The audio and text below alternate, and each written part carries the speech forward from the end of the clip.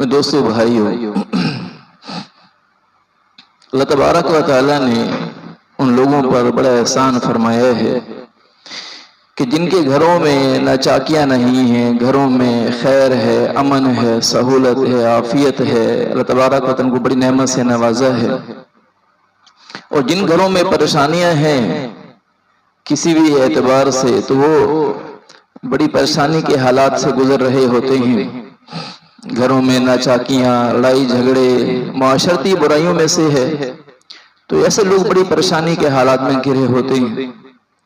تو اللہ تبارک و تعالیٰ نے اللہ کے نبی صلی اللہ علیہ وسلم کی زبان مبارک سے ایسی باتیں نکلوائی ہیں، ارشاد فرمائی ہے اللہ کے نبی صلی اللہ علیہ وسلم نے کہ وہ باتیں اگر ہم اپنی زندگی میں لے آئیں تو یقین جانیے معاشرے کے اندر امن و سکون پیدا ہو جائے، خاندانوں سے اختلافات ختم ہو جائیں اور ایک بہترین معاشرہ وجود میں آ جائے۔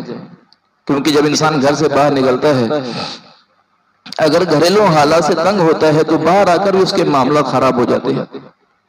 کبھی کسی سے جھگڑے گا، کبھی کسی سے منہ ماری کرے گا، سارا دن پریشان رہے گا کہ گھر سے جھگڑ کے آیا۔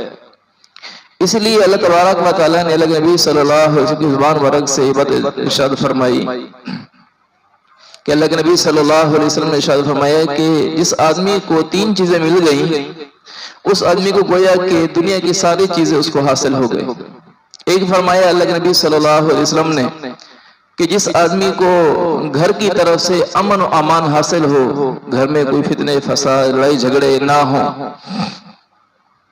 اور دوسری چیز جس بندے کو حاصل ہو جائے وہ اس بندے کو صحت عطا کر دی جائے، اور تیسری چیز کہ یہ آدمی گھر کے اندر اتنا رزق رکھتا ہو کہ اس کے ایک دن کے لیے کافی ہو جائے۔ اللہ کے نبی صلی اللہ علیہ وسلم نے ارشاد فرمایا یہ 3 چیزیں جس کو حاصل ہو جائیں گویا کہ اس بندے کو دنیا کی ساری نعمتیں حاصل ہو گئیں۔ کہ یہ 3 چیزیں بنیادی ضرورت ہے انسان کی، گھر میں امن و امان ہونا، صحت والی زندگی ہونا اور رزق کا حاصل ہو جانا، یہ بہت بڑی نعمتیں ہیں۔ تو جو آدمی ان نعمتوں کو حاصل کر چکا ہے، یہ بڑی نعمتوں کے اندر زندگی گزار رہا ہے، دنیا کی گویا کہ ہر چیز اس بندے کو حاصل ہو گئی۔ تو یہ بنیادی چیز ارشاد فرمائی اللہ کے نبی صلی اللہ علیہ وسلم نے کیا فرمایا کہ گھر کے اعتبار سے امن امان ہو۔ تو ہم اگر زندگی میں غور کریں کہ ہمارے گھروں میں جو اختلافات پیدا ہوتے ہیں، خاندانوں میں اختلافات پیدا ہوتے ہیں، اس کی بنیادی وجہ کیا ہے؟ اس کی بنیادی وجہ جو سب سے پہلی چیز ہے وہ بدگمانی ہے۔ بدگمانی ایسی چیز ہے جو خاندانوں کو اجاڑ کے رکھ دیتی ہے، گھروں کو اجاڑ کے رکھ دیتی ہے، میاں بیوی کے درمیان رنجشیں پیدا ہوتی ہیں، ساس بہو کے درمیان، بیوی خامن کے درمیان، بہن بھائیوں کے درمیان، سارے کے سارے اختلافات پیدا ہونا شروع ہو جاتے ہیں جب بدگمانیاں آ جاتی ہیں۔ مثال کے طور پر ساس نے دیکھا کہ جو بہو ہے وہ خامن کے ساتھ تھوڑی دیر زیادہ بیٹھی ہے کمرے کے اندر، تو وہ سوچتی ہے کہ شاید یہ جو اس کی بیوی ہے میری بہو ہے، میرے بیٹے کو میرے خلاف اکسا رہی ہے، اس کے دل میں بدگمانی پیدا ہو جاتی ہے۔ یا جو خامند ہے وہ اپنی والدہ کے پاس زیادہ وقت گزار لے، والد کے پاس زیادہ وقت گزار لے، تو بیوی یہ سمجھتی ہے کہ لگتا ہے کہ میری جو ساس ہے وہ میرے خامند کو وہ اپنی طرف کر رہی ہے، میرے خلاف اس کو بھڑکا رہی ہے۔ اب یہ بدگمانیاں پیدا ہونا شروع ہو جاتی ہیں۔ اب جب بدگمانی پیدا ہونا شروع ہوئی ایسا اب اس نے کیا اسے معاملہ پیدا ہوتا ہے، اگلا جو مرحلہ پیدا ہوتا ہے وہ کیا ہوتا ہے کہ اب یہ عورتیں یہ مرد غیبت شروع کر دیتے ہیں۔ ساس اپنی بہو کے بارے میں غیبت شروع کر دیتی ہے، لوگوں سے کہنا شروع کر دیتی ہے کہ میری جو بہو ہے وہ اپنے خامن کو میرے خلاف یعنی میرے بیٹے کو میرے خلاف اکساتی رہتی ہے، غیبتیں شروع ہو جاتی ہیں۔ اس طرح گھر کے اندر جو بھی اس عورت سے ملتا ہے وہ اس کے سامنے غیبتیں کرتی ہے۔ اب یہ غیبتیں جب شروع ہو جاتی ہیں آہستہ آہستہ دلوں کے اندر سے دوری پیدا ہونا شروع ہو جاتی ہے۔ جب غیبتیں پیدا ہونا شروع ہو جاتی ہیں تو اب کیا ہوتا ہے کہ ایک گھر کے حالات دوسرے گھر تک منتقل ہو جاتے ہیں، پھر باتیں بڑھتی ہیں۔ اب ایسا مرحلہ پیدا ہو جاتا ہے کہ اب یہ ساس اور بہو کے درمیان کھلم کھلا لڑائی شروع ہو جاتی ہے۔ بنیاد کیا بنی تھی؟ بدگمانی. بدگمانی سے خبر شروع ہوئی، اب لڑائی جھگڑے کی نوبت آ جاتی ہے. آج جو لڑائی جھگڑے کی نوبت آتی ہے تو اگلا مرحلہ کیا ہوتا ہے کہ یہاں قطع رحمی شروع ہو جاتی ہے. خاوند یا تو بیوی کے ساتھ ناانصافی کا معاملہ کرے گا یا اپنی والدہ کے ساتھ ناانصافی کا معاملہ کرے گا، اور اب یہ معاملہ بڑھنا شروع ہو جاتا ہے، اور اس طرح سے گھر کے اندر جو ایک راحت کا، محبت کا مزاج چل رہا تھا، معاملہ چل رہا تھا، وہ سارا کا سارا رنجشوں میں تبدیل ہو جاتا ہے. تو میرے دوستو بھائیو، اسلام نے شروع سے ہی ہمیں بدگمانی سے روک دیا ہے. اللہ کے نبی صلی اللہ علیہ وسلم نے یہ بات ارشاد فرمائی، ایاکم الظن. اللہ کے نبی صلی اللہ علیہ وسلم نے فرمایا کہ بہت سارے گمان کرنے سے بچو، کیونکہ بہت سارے گمان ایسے ہوتے ہیں جو گناہ کے ہوتے ہیں. کیا جب انسان بدگمانی کرنا شروع کر دیتا ہے تو یہ گناہ کی طرف آدمی کو لے جاتے ہیں. بدگمانیاں دلوں کو توڑ کر رکھ دیتی ہیں. یقین جانیے، آدمی کسی ادارے میں ہو، کہیں بار کاروبار کر رہا ہو، تو لوگوں کے دلوں میں بدگمانیاں جب پیدا ہونا شروع ہوتی ہیں تو اچھے بھلے رشتے آپس میں ٹوٹ جاتے ہیں. وہ بیٹے جو بھائی جو ایک ماں سے پیدا ہوئے ہیں، ایک باپ کی اولاد، لیکن آپس میں جب بدگمانیاں پیدا ہو جاتی ہیں تو پھر دل ٹوٹ جاتے ہیں. یقین جانیے، امت کے اندر انتشار کی جو کیفیت پیدا ہوئی ہے بنیادی طور پر وہ بدگمانیوں سے پیدا ہوئی. جب امت کے اندر بدگمانیاں عام ہوئیں تو اس کی وجہ سے اب اختلافات دیکھیں کہ کوئی مسلمان آپس میں اتحاد کرنے کے لیے تیار نہیں. مسلم ممالک اکٹھے ہیں، یعنی بہت سارے مسلم ممالک ہیں، لیکن ان کا آپس میں اتفاق نہیں. بنیادی وجہ کیا ہے کہ کفار نے، لوگوں نے، نافرمانوں نے کیا کر دیا؟ ان کے درمیان آپس میں بدگمانیاں پیدا کر دی کہ فلاں حکومت ہمارے خلاف برا سوچتی ہے، فلاں مسلمان میرے بارے میں برا سوچتا ہے. ایک گھر کے اندر بھی اختلافات پیدا ہونے شروع ہو گئے. اس میں دوستو بھائیو، اپنے دل کو بدگمانی سے پاک رکھنا چاہیے، کیونکہ بدگمانی سے ہی آدمی لوگوں کے دلوں میں کینہ پیدا ہوتا ہے، اور کینہ رکھنے والے کی تو شب قدر میں مغفرت نہیں ہوتی. اور اسی بدگمانی کی وجہ سے ہی معاملات میں خرابی پیدا ہونا شروع ہو جاتی ہے. اس لیے اپنے آپ کو بدگمانی سے بچانا چاہیے. اور پھر ہم سوچیں، اسباب کو سوچیں، وہ اسباب کون سے ہیں جن کی وجہ سے گھروں کے اندر اختلافات پیدا ہونا شروع ہو جاتے ہیں. تو ہم دیکھتے ہیں کہ جب کوئی کسی کی پرائیویسی میں، یعنی کسی کی ذاتی معاملات کے اندر کوئی آدمی بے جا مداخلت کرنا شروع کر دے تو پھر اس کی وجہ سے اختلافات پیدا ہونا شروع ہو جاتے ہیں. مثال کے طور پر ایک گھر ہے، ایک گھر کے اندر ساس یہ کہتی ہے کہ جو میری بہو ہے وہ ہر معاملے میں مجھ سے پوچھ کے چلے، ہر معاملے میں مجھ سے پوچھے، حتیٰ کہ وہ اگر فریج کا دروازہ بھی کھولے نا تو پہلے مجھ سے پوچھے کہ میں فریج میں سے فلاں چیزیں اٹھا لوں. اب یہ ایک ایسی ہر چیز کے اندر ہر چیز کے اسے پوچھ کے چلے، ہر معاملے میں سے مشورہ کیے بغیر نہ چلے. اب یہ اس سے زیادہ توقعات ہیں اور اس کی پرائیویسی میں دخل دینا ہے. حتیٰ کہ حکم یہ ہے، شرعی حکم، کہ جب ایک بیٹی کی شادی کر دی جائے تو مناسب یہ ہے والدین کے لیے کہ اس کو علیحدہ گھر لے کر دے دیں. اگر یہ نہ ہو سکے تو کم سے کم گھر کے اندر علیحدہ کمرہ اس کو دے دے کہ اس کی پرائیویسی میں مداخلت نہ ہو. تو اس لیے شریعت نے یہ حکم دیا ہے. اللہ کے نبی صلی اللہ علیہ وسلم نے ارشاد فرمایا، اللہ تبارک و تعالیٰ نے اللہ کے نبی صلی اللہ علیہ وسلم کو ارشاد فرمایا ہے، اور یہ معاملہ جو پیش آیا تھا وہ یوں تھا کہ اللہ کے نبی صلی اللہ علیہ وسلم کے پاس لوگوں کا آنا جانا ہوتا تھا. حضرات صلی اللہ علیہ رضی اللہ تعالیٰ عنہ مجمعین کا آپس میں ملنا ملانا ہوتا تھا. تو اللہ تبارک و تعالیٰ نے یہ حکم دیا ہے کہ یا ایھا الذین آمنوا لا تدخلوا بیوتا غیر بیوتکم حتی تستأنسوا وتسلموا علی اہلہا. اے ایمان والو، جب تم کسی گھر میں داخل ہو، اپنے گھر کے علاوہ کسی گھر میں داخل ہوتے ہو تو سب سے پہلے اسے جا کر اجازت طلب کرو اور اس کو سلام کرو، پھر گھر میں داخل ہو. اب اتنی پرائیویسی کا خیال رکھا ہے شریعت نے کہ کسی گھر میں داخل ہو اسے اجازت طلب کرو. یہ نہیں کہ کسی گھر میں داخل ہو اور بغیر اجازت کے داخل ہو جاؤ. یعنی اتنے زیادہ احکامات عطا فرمائے اللہ تبارک و تعالیٰ نے پرائیویسی کے بارے میں. آپ شریعت کے جو اصول ہیں ان کو دیکھیں تو آپ کو اندازہ ہو کہ کتنے زیادہ خرخائی کی ہے شریعت نے ہمارے ساتھ. کہ ایک آدمی اگر اپنے گھر میں بھی داخل ہو، ایک آدمی اپنے گھر میں بھی داخل ہو، شریعت یہ کہتی ہے اپنے گھر میں داخل ہونے سے پہلے کھنکھار لو یا تھوڑا سا دروازہ بجا دو تاکہ گھر والے وہ متوجہ ہو جائیں کہ اب ہمارا جو گھر کا سربراہ ہے یا بھائی ہے کوئی، وہ ہمارے گھر میں داخل ہو رہا ہے. کہ بعض دفعہ یوں ہوتا ہے کہ ایک عورت نے، ایک فرض کرے ایک بہن ہے مثال کے طور پر گھر کے اندر ہے، اور وہ اپنا لباس ٹھیک کر رہی ہے، جس کی وجہ سے کوئی ستر نظر آ رہا ہے یا کوئی زخم تھا اس کے اوپر کوئی مرہم لگا رہی ہے، اور آپ گھر میں اچانک داخل ہو گئے ہیں، بتائے آپ اس حالت کو پسند کریں گے؟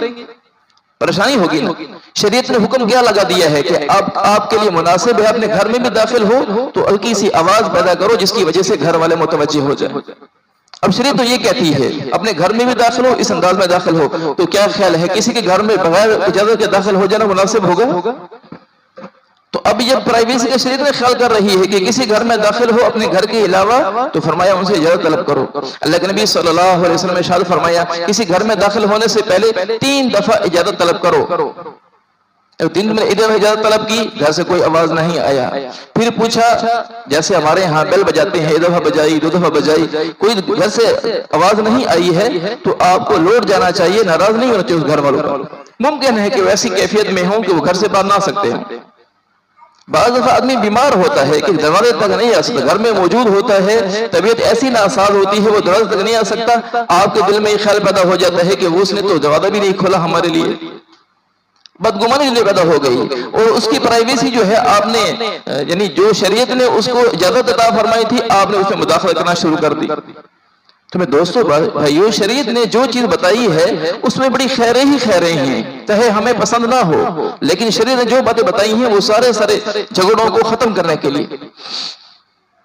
تو اللہ تبارک و تعالیٰ نے اسی تو ارشاد فرمایا ہے وَلَا تَنَازَعُوا فَتَفْشَلُوا وَتَذْهَبَ رِيحُكُمْ، کیا ارشاد فرمایا کہ آپس میں جھگڑے نہ کرو، کہ اگر آپس میں جھگڑے کرو گے فتنہ فساد مبتلا ہو جاؤ گے تو پھر تم کمزور پڑ جاؤ گے، تمہاری ہوا اکھڑ جائے گی، تم اس وقت دشمن کے خلاف کھڑے نہیں ہو سکتے، اس لیے آپس کے اختلافات سے بچنے کی انتہائی ضرورت ہے۔ تو زیادہ توقعات رکھنا یہ بھی ایک سبب ہے جو گھروں کے اندر اختلافات کو پیدا کر دیتا ہے، کہ حد سے زیادہ توقع رکھنا، زیادہ توقع کے لیے تو اللہ تبارک و تعالیٰ کی ذات ہے۔ حضور صلی اللہ علیہ وسلم ایک دفعہ سواری پر سوار تھے، حضرت ابن عباس رضی اللہ تعالیٰ عنہما چھوٹے بچے تھے، وہ بھی اللہ کے نبی صلی اللہ علیہ وسلم کے پیچھے سوار تھے، تو اللہ کے نبی صلی اللہ علیہ وسلم نے دوران سفر ارشاد فرمایا یا غلام، اے لڑکے میں تمہیں کچھ کلمات بتاتا ہوں، احفظ اللہ یحفظ کا، میں تم کچھ کلمات بتاتا ہوں اگر تم ان کلمات کو محفوظ کر لو تو تمہیں بڑی خیری حاصل ہوں گی۔ فرمایا احفظ اللہ یحفظ کا، سب سے پہلی بات تو اللہ کے حقوق کی محافظت کر، اللہ تیری حفاظت کرے گا۔ جب تو اللہ کے احکامات کو پورا کرنا شروع کر دے گا تو اللہ تبارک و تعالیٰ تیرے معاملات کو درست کر دے گا۔ یقین جانیے جو اللہ کے احکامات کو پورا کرتے ہیں، اللہ کے نبی صلی اللہ علیہ وسلم کے سنت کو گزارتے ہیں، اللہ تبارک و تعالیٰ ان لوگوں کے معاملات درست کر دیتے ہیں۔ دنیاوی آخرت کے معاملات درست ہوتے ہی ہیں، دنیا کے معاملات درست ہو جاتے ہیں جب اللہ کے حقوق کی محافظت ہوتی ہے۔ اور یہ بات یاد رکھیں کہ یہ اللہ کے نبی صلی اللہ علیہ وسلم کے سنت طریقوں پر چلنا یہ بھی اللہ کی اطاعت ہے، کیونکہ اللہ تبارک و تعالیٰ نے قرآن پاک میں فرمایا ہے کہ اگر تم اللہ سے محبت کرنا چاہتے ہو تو اللہ کے نبی صلی اللہ علیہ وسلم کی اطاعت کرو۔ اللہ کی محبت بھی اللہ کے نبی کی اطاعت کے بغیر حاصل نہیں ہوگی۔ تو کیا فرمایا اللہ کے نبی صلی اللہ علیہ وسلم نے احفظ اللہ یحفظ کا، جب تو اللہ کے حقوق کی محافظت کرے گا اللہ تیری حفاظت فرمائے گا۔ اور پھر فرمایا کہ فَإِذَا اسْتَعَنْتَ فَاسْتَعِنْ بِاللَّهِ، جب تجھے مدد طلب کرنی ہو تو صرف اللہ ہی سے مدد طلب کرنا، اللہ سے مدد طلب کرنا۔ جب تو سوال کرنا چاہے فَاسْأَلِ اللَّهِ، تو پھر اللہ ہی سے سوال کر۔ توقع ساری کی ساری کس سے ہو؟ اللہ سے ہو۔ انسان تو کمزور ہے، اسے کبھی نہ کبھی کمزوری پیش آ جاتی ہے۔ بعض دفعہ یوں ہوتا ہے کہ آپ کسی سے کوئی چیز طلب کرتے ہیں، وہ ایسا مجبور ہوتا ہے وہ آپ کو وہ چیز نہیں دے سکتا۔ مثال کے طور پر آپ نے کسی سے پیسے مانگے، آپ دیکھتے ہیں کہ وہ مالدار آدمی ہے اور آپ نے اس سے ادھار مانگا ہے، آپ کا دوست ہے، اور وہ ایسی مجبوری میں پھنسا ہوا ہے، وہ مجبوری کا اظہار آپ کے سامنے کر نہیں سکتا ہے اور وہ آپ کو ادھار نہیں دیتا۔ آپ کہتے ہیں دیکھو اس کے پاس مال ہے لیکن پھر بھی مجھے ادھار نہیں دیتا ہے، آپ کے دل میں کچھ اور خیال پیدا ہونا شروع ہو گئے اور اس کے دل میں کچھ اور بات تھی۔ دوستو بھائیو، جو شریعت نے ہمیں حکم دیا ہے ہم اس کے مطابق عمل کریں۔ تو اللہ کے نبی صلی اللہ علیہ وسلم کیا ارشاد فرما رہے ہیں؟ مدد طلب کرنی ہو تو اللہ ہی سے طلب کرو، سوال کرنا ہو تو اللہ ہی سے سوال کرو، لوگوں پر بجا توقعات رکھنا صحیح نہیں ہے۔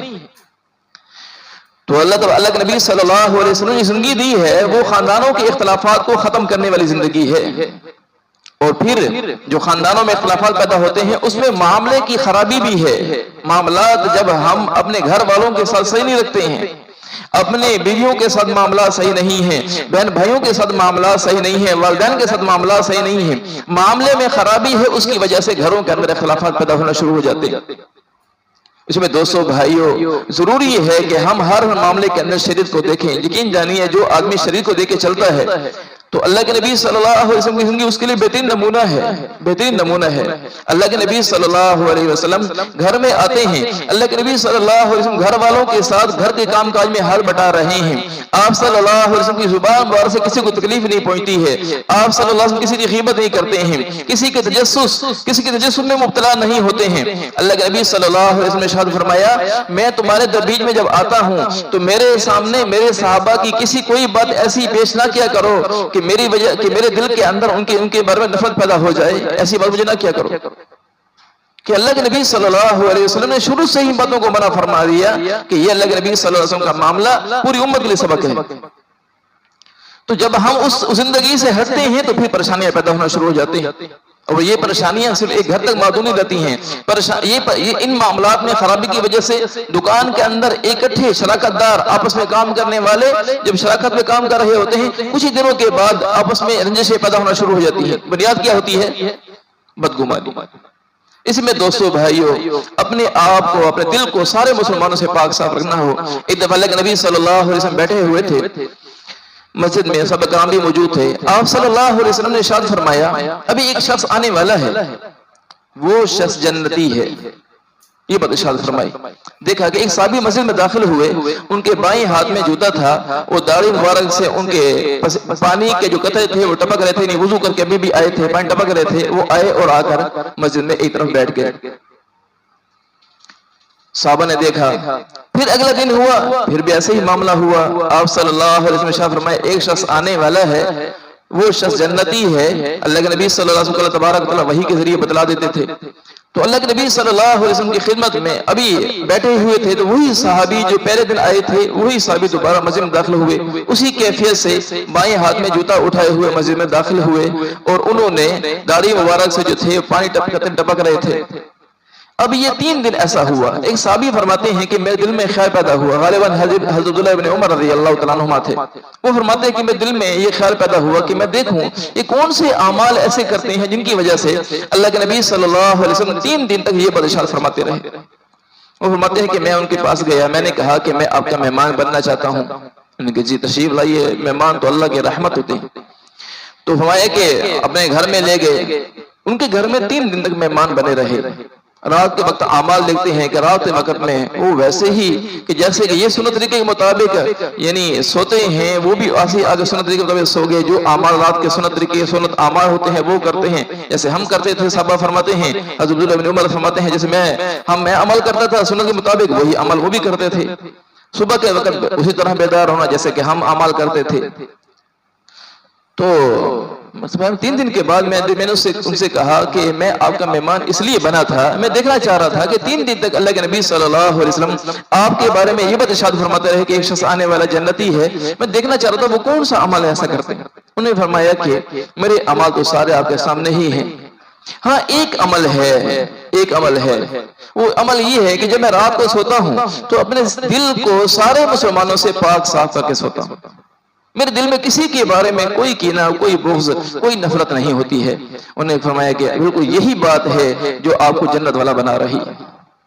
تو میرے دوستو بھائیو اللہ کے نبی صلی اللہ علیہ وسلم نے یہ طریقہ بتلا دیا ہے کہ دل کو مسلمانوں کی بدگمانی سے اور ان چیزوں سے کینہ بغض سے اپنے دل کو پاک صاف رکھیں، پھر اللہ تبارک و تعالی بڑی جنت عطا فرمائیں گے. میرے دوستو بھائیو اس پر خود بھی عمل کرنا ہو، پوری امت کو اس پر لانے کی کوشش ہو. اللہ تعالیٰ ان باتوں پہ عمل کی توفیق نصیب فرمائے.